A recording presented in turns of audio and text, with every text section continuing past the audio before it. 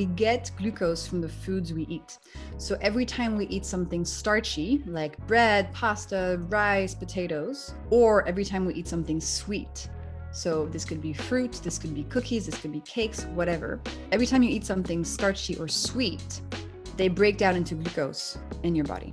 And glucose is very important. Like, we need it to be able to function properly. But the problem arises when we deliver too much glucose too quickly to our body. It's like if you give a plant too much water and it drowns, or a human too much oxygen and they pass out. Too much glucose creates these glucose spikes, and these glucose spikes have lots of consequences. Doctor's Kitchen. Recipes, health, lifestyle. Jessie, the book is like a textbook example of how scientists should communicate.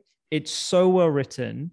I like smashed through it in like 6 hours because you've got a real lovely way of telling a story, using visuals, and making it super personal. Like I felt like you were just talking to me as I was reading the book. So I'm well so done. glad. Thank you so much, Rupi. Brilliant. Thank you. Thanks a lot. No. And I can tell, I mean, you've been on socials for a little while now, so you've really developed that skill. But I want to know a bit more about your background before we go into the crux of what you're writing about. So what was your relationship with food when you were growing up and as a young woman, and how did that lead to where you are today?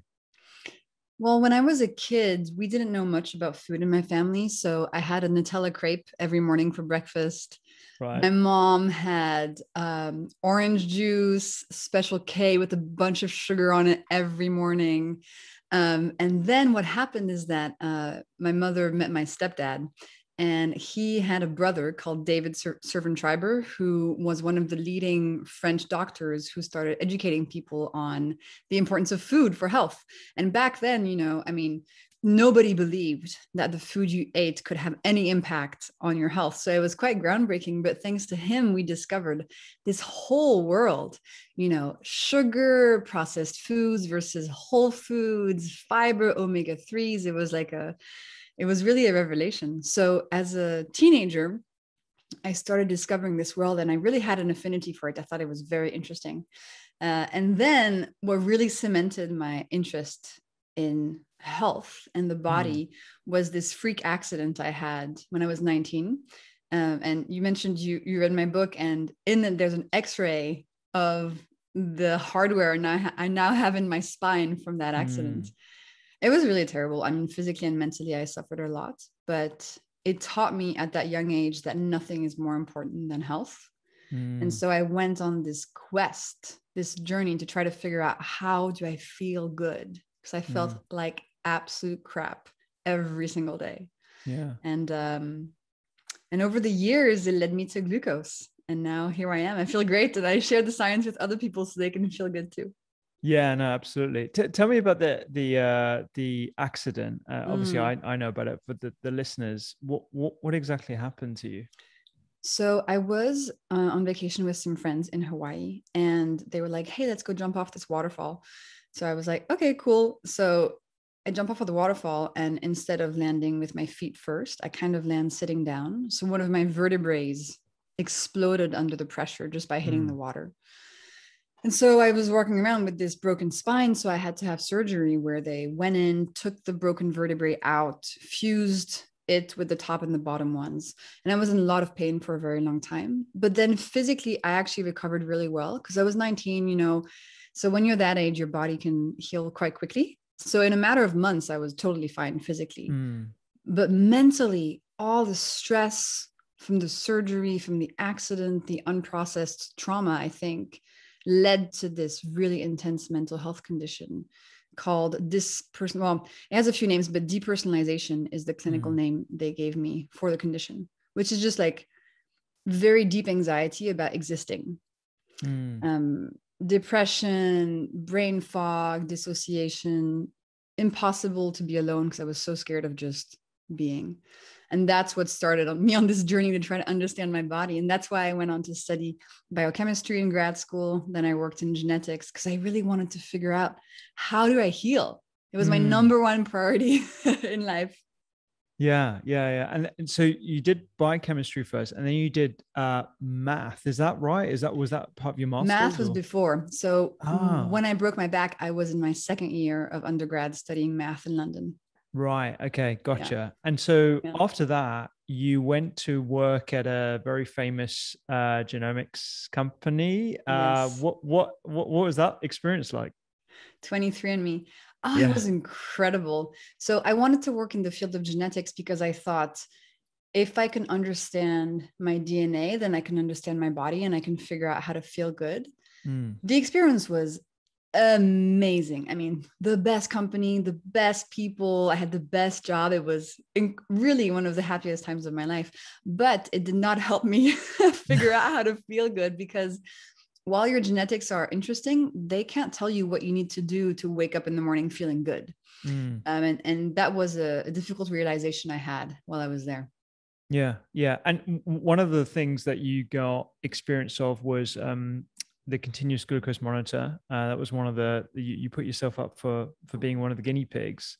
And you very casually mentioned this in the book, but you built your own app to better visualize what was going on with your continuous glucose measurements. And as someone who's just finished completing building their app, I know that it's no mean feat to build an app. So, and you did this. Did you do that on your own? Was that something you just spun up? So let me tell you the backstory. So Yeah. while I was at 23andMe, there was this opportunity to try, as you mentioned, these devices, continuous glucose monitors that you need a prescription for in the US. And so I put one on and it completely changed my life forever because finally I was able to see the inside of my body and Mm, communicate with my biology in a way that I had been completely incapable of before. And so I learned about glucose and I saw that glucose spikes were bad, that we had to keep our glucose levels steady. And then I wanted to share the science that I had learned with my friends and my family. I was like, guys, look, like this study shows us that if we have vinegar before our meals, we can avoid glucose spikes and feel better. But my friends didn't react to me just printing the studies and showing them the printed pieces of paper. Like yeah. nobody really connects to that. So I thought, how am I going to communicate this important information? So I had this idea of taking data from my glucose monitor and turning it into these graphs that I could show people to illustrate the science. But the problem is the app that the device comes with, it's a medical app. Like it's not something you can just turn into easy to understand graphics. It's just Yeah. raw data and nothing else. So I had to figure out how to extract the data from that app and then to make my own little illustrations.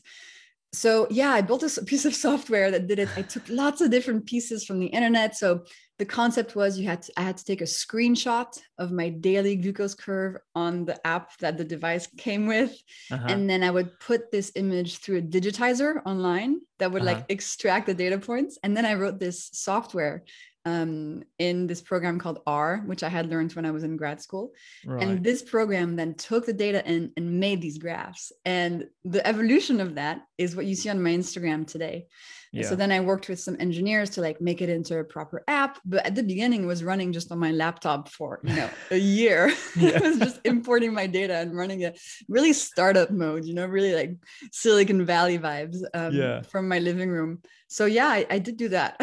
That's fab. That I've so much respect for that because I know how difficult it is, to do this on your own as well. And the fact that you're able to spin it up and by yourself is amazing. So, and it's a Well, really cool app. thank you. And when you really want to do something, Mm, personally, if I really want something to happen, like nothing can get in my way, I will make it happen. And so I spent countless hours building this piece of software to make it work. But I was so determined to doing this because I knew this would change the game. I knew this would help people visualize the science, understand it, become interested in it. And that was my objective because the stuff yeah. I had discovered was so life-changing. I needed to find a way to make it sexy so I could share it and people could then apply it to their own lives. Absolutely. Yeah. Well, let's dive into that. So why is sugar so important? Maybe we could talk about the different names, the relationship between starch, sugars, and fiber. And yeah, what would just give us a primer on that? Sure. So the word I use is glucose. And as you know, glucose is your body's preferred energy source, and we get glucose from the foods we eat. So every time we eat something starchy, like bread, pasta, rice, potatoes, or every time we eat something sweet, so this could be fruit, this could be cookies, this could be cakes, whatever.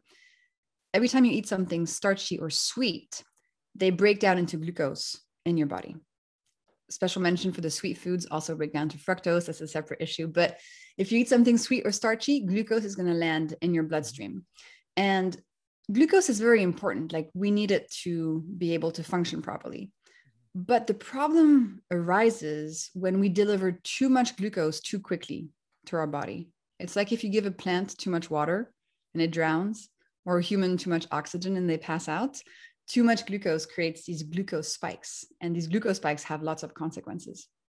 Yeah, you're really good at creating analogies, just like you just did there with the plant, for example, because I think it's really important to communicate that it's not glucose per se or sugars per se that the issue, it's the excess of them, as well as what you describe in the book as the velocity and the spiking of them, and the degree of change as well. Because, you know, as people who are listening to this podcast will likely understand, glucose is an essential molecule for life. You know, it's how we provide energy to our cells, whether through brain cells, liver cells, etc. So with that in mind, let's talk about what those ranges should be for glucose, and why a CGM or knowledge about your sugar levels would help with maintaining those sugar amounts. Absolutely. And you might be able to help me because I know the units in milligrams really well. I'll try to remember the ones in millimole, which are the British units. So you're going to help me. So fasting, which means first thing in the morning, level of glucose should, per the NHS, be underneath 100 milligrams per deciliter, which I believe is 5.5 millimoles. Is that correct? It's about 5.5 millimoles per liter. 5.5 millimoles. Anything above that, as you're fasting, so first thing in the morning level, signals prediabetes and then diabetes, which is a big issue. However, while these are the numbers the NHS publicly, recommends, the fact that if your blood glucose level first thing in the morning is under 5.5 millimoles might mean that you're normal, but it doesn't necessarily mean that your blood sugar levels are optimal. So the science shows us that actually it's probably ideal for your body to have fasting glucose levels under 4.5 millimoles or 85 milligrams per deciliter. So that's just fasting. And then we also know that after a meal, when the concentration of glucose level is most likely to increase most rapidly, because it's after eating that glucose gets into the bloodstream, we have to think about the spike that the meal creates. And from the studies, it appears that it is ideal to try to keep that spike to under 1.7 millimole per liters after eating. And again, this is from early studies done in non-diabetics. So in my work, in my book and on Instagram, I define a spike as anything above 1.7 millimole per liter increase after a meal. And the objective is to try to avoid these spikes because they have all these consequences on our physical and mental health. Yeah. I think this speaks to a wider issue that we have in medicine with regards to reference ranges and how we actually come up with reference ranges. We usually look at the average and then 2 standard deviations either side. And that's why we have pretty large ones for things like liver function tests, for example, where it doesn't demonstrate optimal values. It just demonstrates what they should be to be quote unquote normal. And so I guess what you and the book is getting at is, okay, what is an optimal level of glucose that we should try and aim for to prevent any of these issues, rather than something that just signals when something is going wrong? Because a lot of the times, particularly during my experience as a medic, is we catch people too late. We catch people in that pre-diabetes stage or even type 2 diabetes stage as per an OGTT and or a glucose tolerance test, rather than getting it before then, where we have a lot more time to make some changes to ensure that it's reversible. And I think, we have to really look into that rather than the arbitrary amounts that we currently have within the NHS and other healthcare systems. Yeah, because right now, if you go to the doctor and your fasting is 5.3, they'll say, oh, it's normal, it's not pre-diabetic, you can go home. When actually, if you're at 5.3, it means you've probably slowly been inching towards prediabetes for a decade. And actually, you should try to, change a little bit of your lifestyle, use my easy hacks to get that number down. But right now, yeah, I mean, as you know, doctors are there to diagnose and treat diseases. And so unless you have a prediabetes diagnosis, not much is recommended to you, when really we can all benefit from keeping our glucose levels steady, not just to avoid prediabetes, but to sleep better, to have better mental health, to avoid cravings, to avoid wrinkles, hormonal issues. I mean, it's much wider than just diabetes. Yeah, absolutely. And I've got a number of personal stories of family members that have just missed that cutoff of HbA1c. And we know about the inaccuracies of HbA1c anyway, because, it doesn't catch those glucose spikes, and it's just an average over a month period or a couple of months period. So that again speaks to the potential utility of a CGM and more sort of rigorous understanding and monitoring of glucose. And what's happened to your family members? Oh, I mean, like they've got me, so I've changed their diet quite a bit, and they are much lower, and their personal docs are quite pleased with how their HbA1c is looking. So yeah, nice. But we're trying to make this information as freely available as possible. So teaching people about those thriving ranges of glucose is super important. So we've established the reference ranges, why there might be some inherent inaccuracies, and the velocity of glucose and the changes that we might see in your bloodstream. What happens when we see those big changes? Let's say, you have a cinnamon bun. I love cinnamon buns. I know you like your chocolate as well. Yeah. So what happened? Why are these so bad? Why is a glucose spike going to be damaging to a whole bunch of issues within the body? So the two main things that happen in your body when you spike have to do, one, with your mitochondria, and two, with toasting. So I will explain both. So every time you have this big increase in concentration of your blood sugar levels, so this glucose spike, glucose, when it arrives in your bloodstream, its primary objective is to go to your cells, to go to your mitochondria, so your mitochondria can transform it into energy. And every cell in your body needs these mitochondria to make energy in order to see, for your eye cells, think, for your brain cells, move, for your feet cells so you can dance. Every cell in your body wants this glucose to arrive so it can make energy. Unfortunately, in the case of a spike, too much glucose arrives too quickly to your mitochondria. And your mitochondria do not like this very intense delivery of glucose. They kind of get overwhelmed and they shut down. They go on strike. They're like, no, I can't. I just can't. It's too much. I cannot. And so they just shut down and they stop being able to turn glucose into energy. And as your mitochondria shut down, by the way, poor mitochondria, they produce these molecules called free radicals. And free radicals are these stress molecules that your mitochondria make. Free radicals are really damaging to our body because everything they touch, they hurt.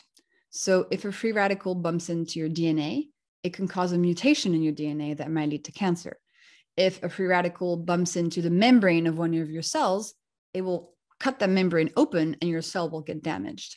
So your body tries to protect you against these free radicals by increasing inflammation levels.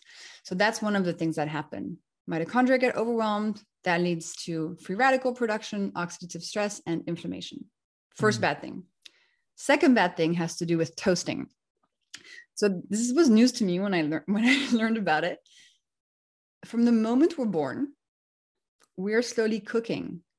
Like literally, the inside of a human body cooks like a piece of toast in the toaster or a chicken in the oven. And then when you're fully cooked, you die. For real.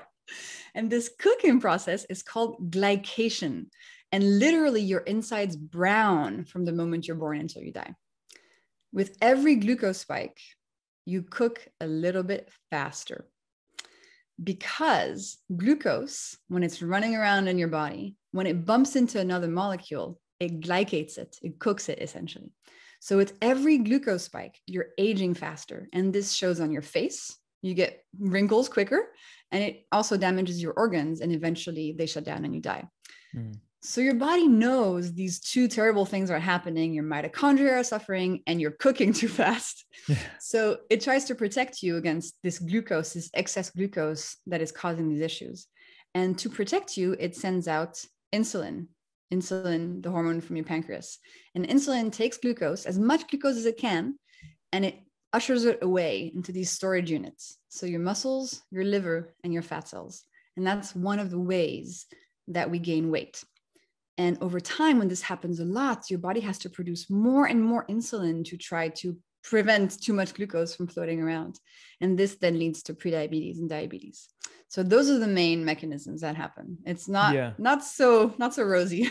Yeah. I know it's almost like we have to talk about these things as tough as it is to talk about the fact that we are all toasting inside, and those glycation products can lead to these issues, whether it's wrinkles, whether it's energy crashes, whether it's issues with our immune system. You can look at this through so many different lenses, and how metabolism affects. I mean, immunometabolism is a really big thing. And I think a lot more people are thinking about it, considering what we've gone through and still going through with the pandemic as well, and about how those who have worsening weight issues and obesity have worsening outcomes when it comes to any infection, let alone the pandemic. I think in the studies, so if you are pre-diabetic, so if you have fasting glucose levels that are high, you're twice as likely to die from a COVID infection. And more studies have been coming out showing this very clear connection. And this is not, the only space in which having too much glucose for too long or glucose dysregulation causes issues. I mean, also a big one that I hear a lot about in my community is female hormones, and how too much glucose and too much insulin causes problems like infertility, can be one of the reasons you develop polycystic ovarian syndrome. It really is fundamental. And I have this image that I like using. Imagine your body as a plane. And you're sitting in the cockpit, and your job is to try to keep your plane flying in the air, to keep your body healthy, essentially.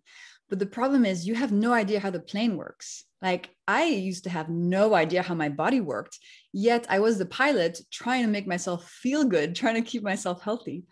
Well, my whole philosophy is there's one lever in the cockpit that if you learn about it, it's going to give you the biggest bang for its buck. You're going to be able to keep your plane flying and start improving all aspects of your health.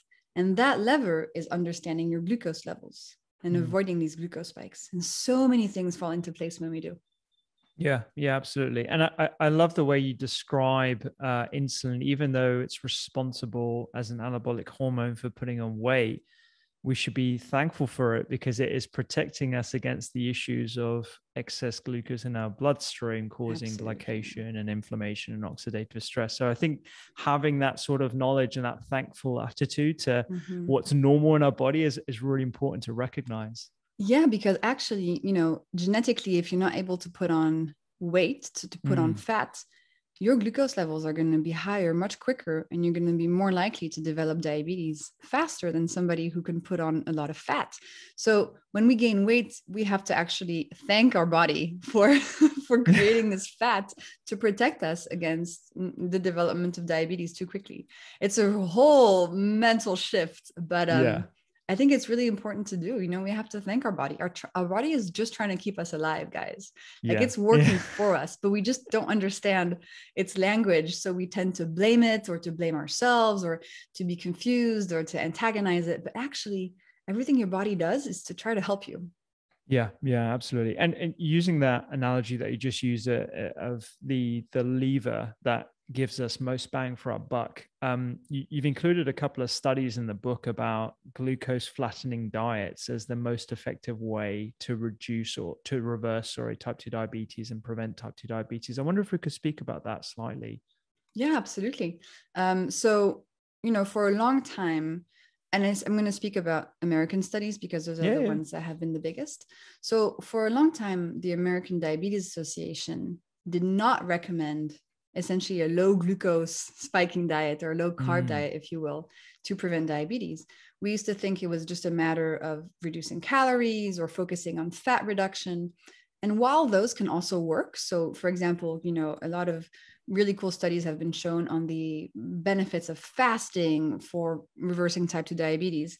They also work, but one of the most effective ways to put your diabetes in remission is just to stop what's causing it in the first place, which is this excess insulin that gets triggered after each glucose spike. So now the American Diabetes Association does recommend a low glucose spike diet because, just faced with the mounting evidence that shows that this is beneficial, it's become very clear that it's one of the best ways to do it. And if you focus on reducing your glucose spikes, you can put your diabetes in remission without having excessive hunger, without suffering from cravings. While a low fat or low calorie diet also work, they can be much harder to deal with because you're hungry all the time. But when you flatten your glucose curves, your cravings start dissipating. So things just are much easier. But what's your experience, Rupi, with this? Well, I was going to say, this is probably a lovely way of thinking about it because it means that you're agnostic about the type of diet one might want. And I always refer back to this study, the A to Z study by Gardner at Stanford University, where they demonstrated that regardless of the diet that you chose, whether it was low calorie, low carb, paleo, everyone could lose weight. The kicker was your ability to maintain said diet. And so if you choose, one that has an omnivorous diet or a vegan diet or a low carb diet, I think the best way to look at this is using glucose as a lens. So looking at actually what the impact is on your glucose, not at the expense of everything else. And I think one of the first things you say in your book is glucose isn't everything. And I think that's a really good primer for a lot of people because it can become a bit obsessive. And we'll talk about that a bit later. But looking at any diet or any way of eating that you want through the lens of glucose and its impact on insulin, I think is a really good way of describing how people can maintain a diet like that and actually lead to the benefits, of which there are many.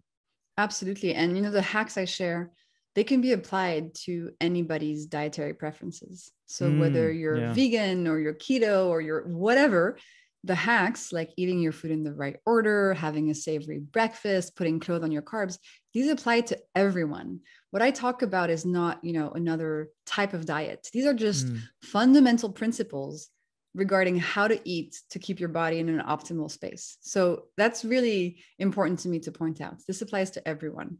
Yeah, absolutely. Well, let's talk about some of these hacks because that's what people are listening for. So let's talk about these hacks that are used to flatten your glucose. You mentioned a couple of them there. The order of your food. I want to start off there because I think this is an easy one to start off with, and the explanation behind it I think is brilliant. Like the potential mechanisms as to why this might work. Sure. So let's say you have your next meal in front of you and your meal has different components. Maybe it has some fish, some rice, some broccoli, and then a dessert. If you eat the elements of that meal in a specific order, you can reduce the glucose spike of the meal by up to 75%. 75. So, yeah. And the insulin spike by up to 40%. So you can eat the exact same meal, but if you eat the food in your meal in the right order, my gosh, a lot of things get better. And so the right order is vegetables first. So in our case, the broccoli, proteins and fats second. So the fish and whatever fat you also have on your plate. Then starches. So the rice. Then sugars. So the dessert, which that one's an obvious one. Yeah, of course. And the reason why? The reason why is because the fiber in the vegetables has this magical superpower. If you eat your vegetables first, the fiber lands in your stomach first, then it arrives in your small intestine, and there it deploys its superpowers. The fiber essentially turns into this viscous mesh that coats the inside of your intestinal walls. And this viscous mesh is now protecting you from any glucose coming down afterwards and preventing your body from absorbing too much of that glucose too quickly into your bloodstream. So it's protecting you from this rapid rise in glucose in your blood. So it's preventing the glucose spike. That's the first reason the order is really effective. The second reason has to do with the protein and the fat. So there's this mechanism called gastric emptying, which is the process of your food moving from your stomach to your intestine. And protein and fats, when they're in your stomach, they slow down gastric emptying. So if you eat the proteins and fats first, before the carbs, any carbs arriving afterwards will just make it to your small intestine at a slower pace. And then once they're there, the fibrous mesh is even preventing too much glucose from getting through anyway. So you have these two very powerful mechanisms. Talking about the order of food, let's talk about breakfast. So there is that saying, breakfast is the most important meal of the day. And you say that is true, but not for the reasons that we have been taught historically.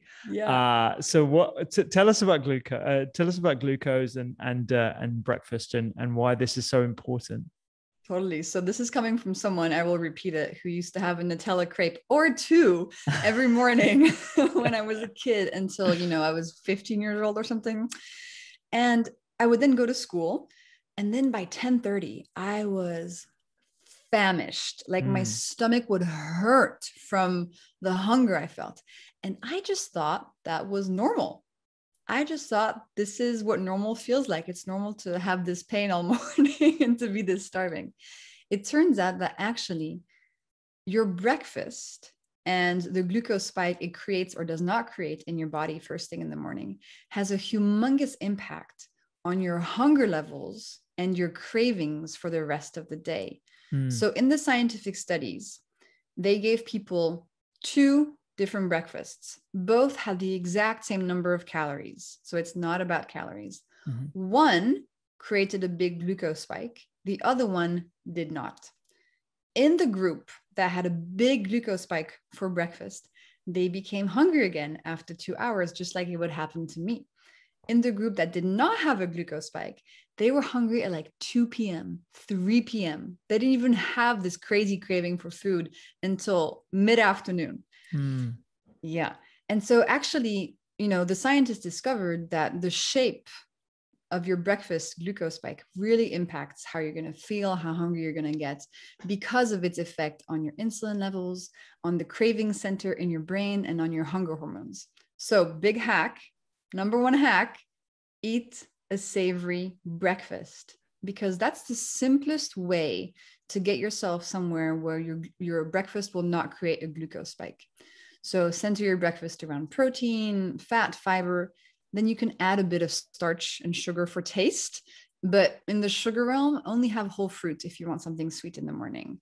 Cut out cereal, muesli, oats, fruit juices, like all that stuff.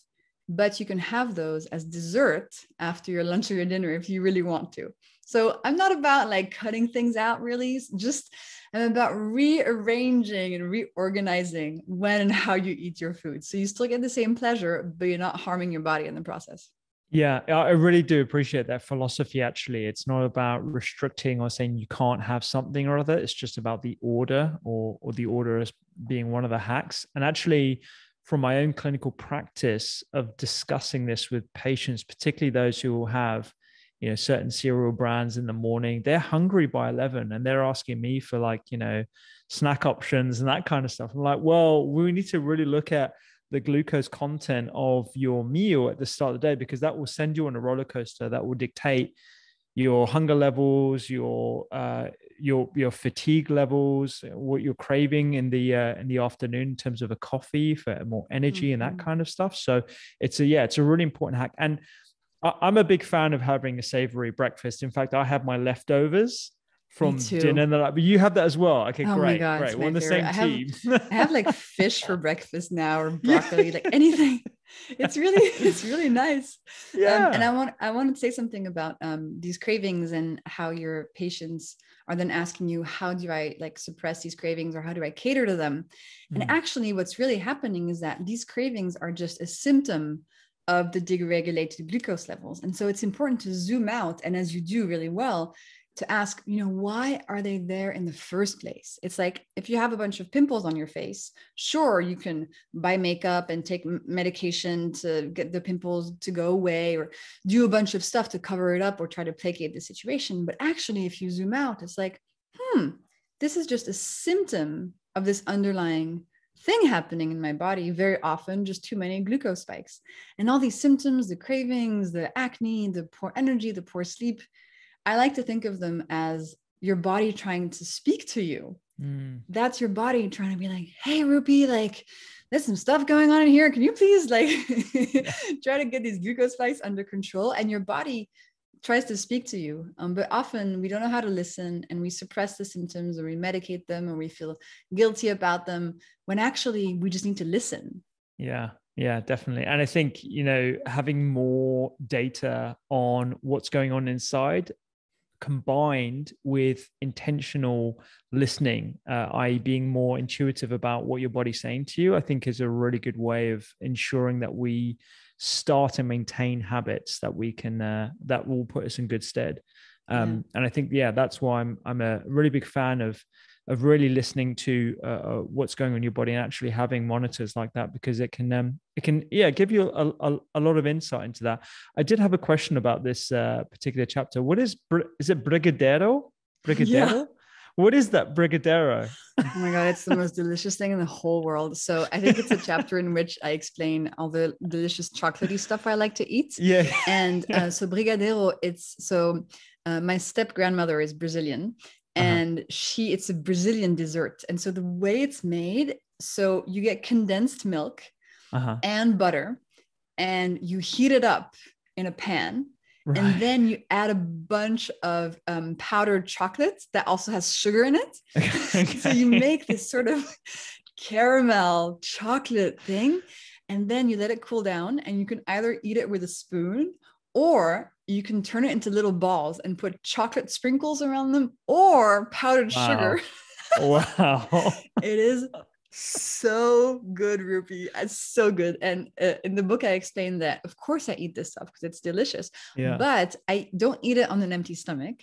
I'll have it for dessert after a meal, maybe after some vinegar too. And then I'll go for a walk, and use my muscles so I can still enjoy this delicious, decadent dessert, but with fewer consequences on my body. So I don't feel guilty about it. I'm like, it's cool. I'm using all my hacks so that I can eat this and help my body process it as well. But you have to try this. I definitely will try that. You have to send me the recipe for sure. I mean, like, a lot of people are in disbelief when I tell them about what the kind of things that I like to eat. Obviously in moderation, I don't have it every single day or whatever, but I think indulgence is a really important part of living, and food is such an important pleasure. And you just described to me right there with this being a recipe from your family lineage. It's a Brazilian, there's this history there, so you want to be able to enjoy food with that knowledge, and minimize the impact on your physiology too. So I think it's a really important part. And also, when you get your glucose levels steady, what happens is that this break takes place. The things that you used to crave just because your glucose levels was deregulated, like really crappy tasting cookies at the corner store, or just anything sweet you'd find at the airport, those go away. So now when you eat something sweet, it's because you really love it and it's really good. It's no longer out of this just very intense feeling of, oh my God, I need sugar right now. So as a result, your relationship to, delicious brigadeiro or chocolate cake or chocolate ice cream or all the chocolate things I like changes. You're much more in an enjoyment mode because you're no longer controlled by them. You're being intentional and happy about it. And it brings you joy and no more guilt and no more pain. So it's such a beautiful thing to experience, to go to that side of the mirror. Yeah, no, absolutely. I totally agree. There's a whole bunch of desserts now that I'm thinking that my mum makes with a ton of sugar in. So, well, there's rasmalai, which is one of my favorites, sort of like a milky dessert with like a sponge, and it's got cardamom and a ton of sugar. And there's also gulab jam, which is like a small donut that's deep fried and then covered in syrup. It's a terrible dessert when you think about it from a glucose pod. I can't believe we're talking about this on the glucose pod, but it's very, very sugary, and you definitely need to put into action some of your hacks. You mentioned vinegar. I want to talk to you about this one because this is new to me.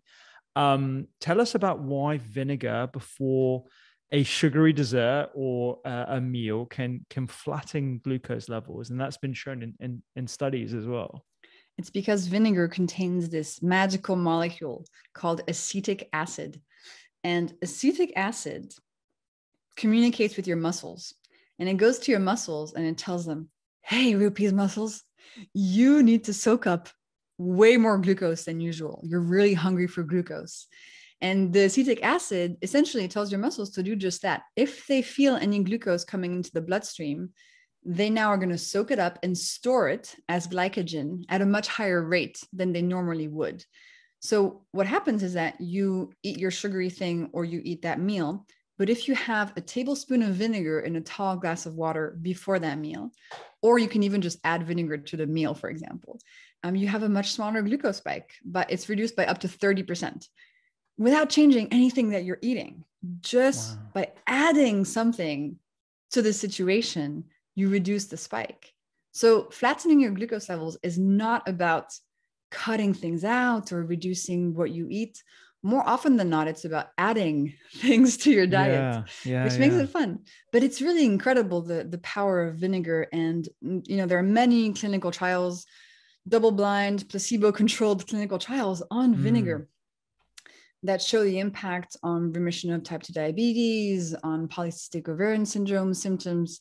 And just as we were saying about the starting with vegetables being something, you know, traditional in Iran and in other countries, apple cider vinegar is something that everybody drinks every day, and grandmothers make it. It's like, it's a very traditional thing to make. So how amazing that now we know that actually one of the ways it's helpful to us is in reducing the glucose spikes. It fascinates me. It's so cool.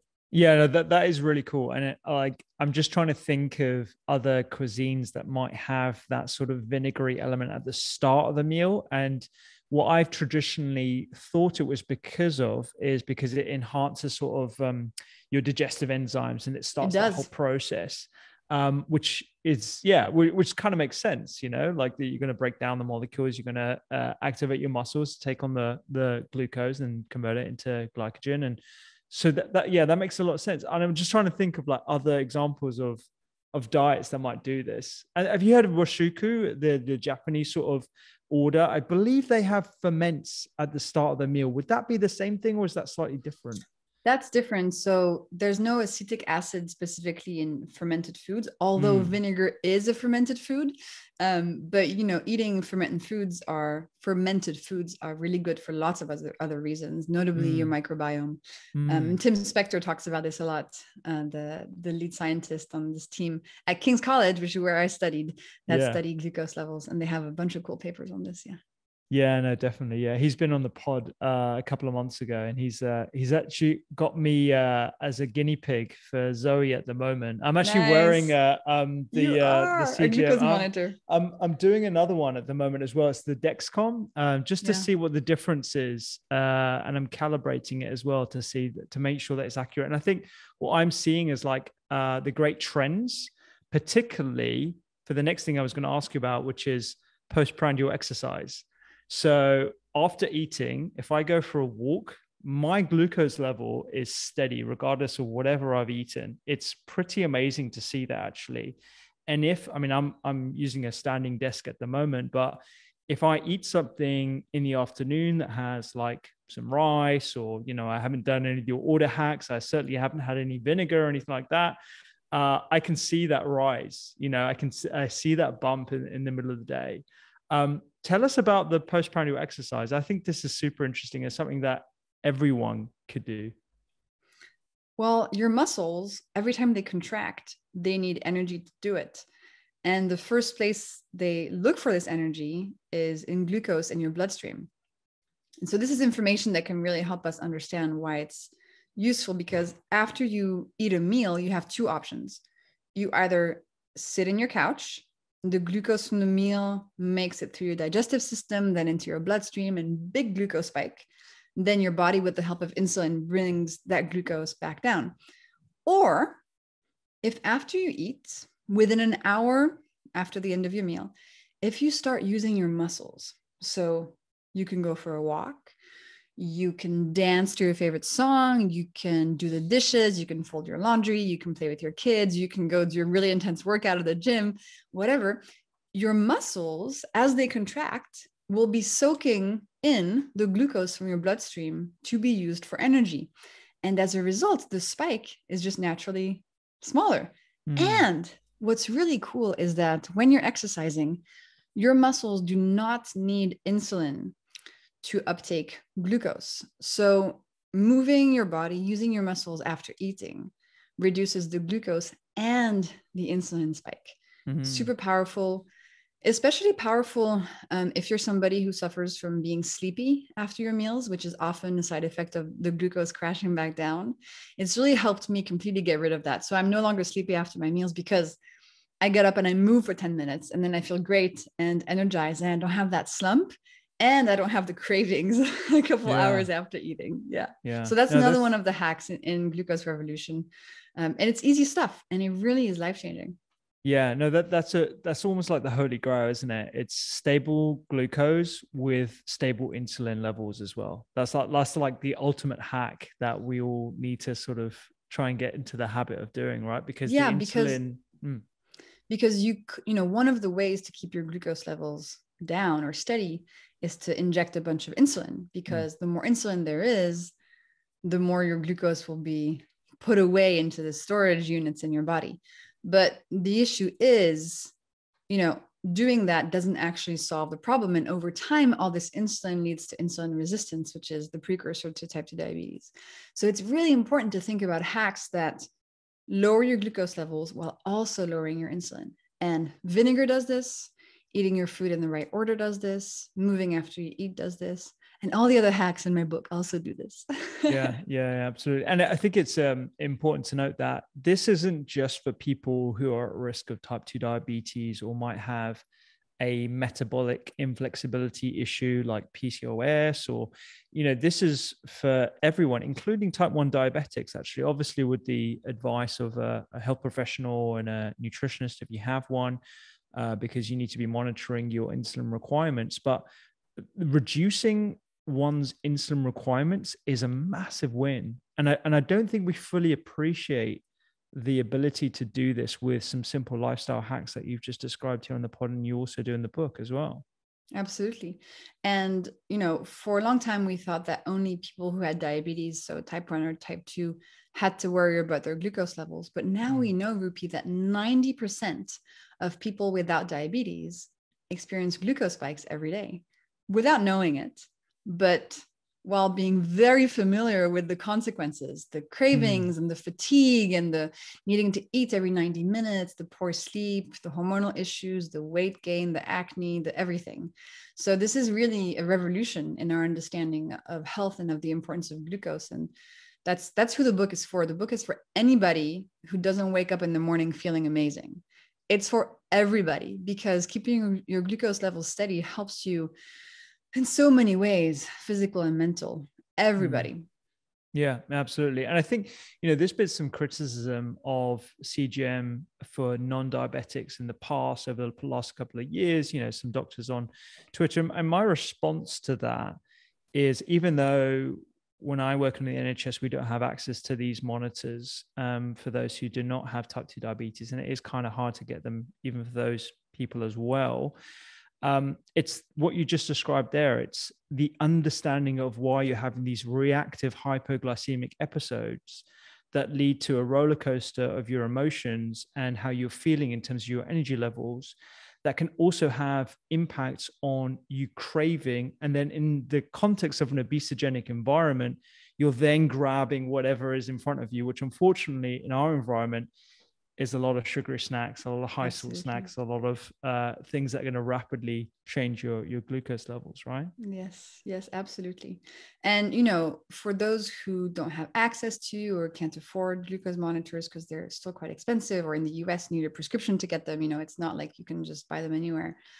The glucose hacks I share, you don't need a glucose monitor to use them. In fact, I would say maybe 98% of the people who are following my Glucose Goddess Instagram account, they don't have a glucose monitor.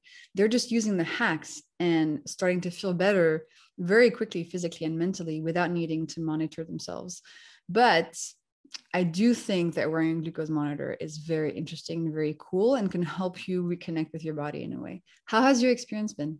My experience has been really positive. I think I'm the kind of person that loves analytics, and I'm also the kind of person that won't get too anxious about it either. And I think I've described my experience to a few other people, including people who would not like and would not benefit from, say, like an Aura ring or some other sleep device, because they'd get pretty anxious in the mornings about how they haven't slept properly, et cetera, et cetera. And I don't think it would be appropriate for those types of people, because it's almost a bit too much information and it can spiral into an unhealthy obsession with eating to maintain your glucose level. So I think for certain people, it would be brilliant. I actually think a CGM would be useful in short bouts, like for 7 days, to see what your response is like. And then maybe in the same way you would do a blood test every 6 or 12 months, you see what your metabolic flexibility is like on the basis of some of your lifestyle hacks. So when it comes to like encouraging people to adopt a lifestyle that's super healthy, I think it could be a really good thing to trial. Absolutely. But definitely, if you're somebody who tends to, get quite disordered when it comes to tracking yourself. So whether it's weight, whether it's steps, like if you're that kind of person where you know this is triggering to you, don't use a glucose monitor, because it's giving you constant feedback every 30 seconds on what's happening. Yeah. And yes, for some people, it can be very overwhelming. I think as long as there's enough education around it, it's easy to understand what's happening. But what I see often is that people will try one and then they get very hung up on the exact numbers. They're like, oh, I was at 87. Now I'm at 84. Am I okay? Is this bad? Is this reactive hypoglycemia? So if you're going to wear a glucose monitor, read my book so you can get the context and not get too freaked out about small things and understand what actually matters. That's my recommendation, because I get a lot of messages from stressed out people and it breaks my heart because they're fine. Because there's very little education so far. People don't really know how to interpret the data. So really, and if you don't want to buy my book, that's fine. Just look on my Instagram and try to get a bit of context before you use it, just for your own sake, because I don't want you to be stressed out when you're probably totally fine. I have the exact same sort of relationship with some of my followers as well, and people who listen via the pod and the newsletter and all the rest of it, because sometimes it can be really easy to get hung up on exactly every element of your lifestyle to try and optimize it. And if you're not doing that, am I bringing myself to harm? If I have a bit of sunflower oil, is this inflammatory? Is this going to lead me to have cancer? All these different things that you can understand to certain people would spiral into an unhealthy obsession. So I think that's really important. But I think you've done a really good job. Like I said right at the start of this pod, the fact that you've communicated the science really responsibly is super clear. And right at the start, you say, look, glucose isn't everything, because if you just eat for your glucose monitor, you'll just eat bacon all day long. That's not going to do anything to your glucose levels, but it's not going to be healthy. So I appreciate that. And I think you're doing a great job. Thank you, Rupi. It's very important to me to, be as nuanced as I possibly can to explain that there's many other things in your life. Yes, glucose and keeping your glucose level steady will help you feel better, and it's going to heal a lot of stuff. But, sleep is important. Stress is important. Not eating unhealthy fat is important. Having human connections is important. Medical care is important. So many things also exist. And I don't want people to become, too focused on just glucose, especially while wearing a glucose monitor, because as you mentioned, you can just eat bacon all day and have flat glucose levels, but that's not the answer. And in the hacks that I share, I'm very cautious about that. And the hacks will help you feel better, will help you flatten your glucose curves while avoiding those pitfalls. And that's very, very important. Yeah. And looking at the evidence base behind what a flat glucose level can help you achieve, whether you have symptoms or whether you're aware of them or not, I think is super interesting. So there's a lot more I think we're going to learn about this field, and I think you're early to the game, and well done. It's a great book, and I'm so glad you had some time to chat to us today. Thank you so much, Rupi. It's been an absolute pleasure. And I'm really touched and glad you like the book. And I hope to meet you in person soon. So I can make some brigadeiro for you.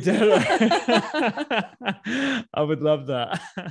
If you enjoyed that video, you will love the library of content that we have on thedoctorskitchen.com. Make sure you hit subscribe, and we have podcasts in our library on brain health, well-being, supplements, and lots more. Have a wonderful day.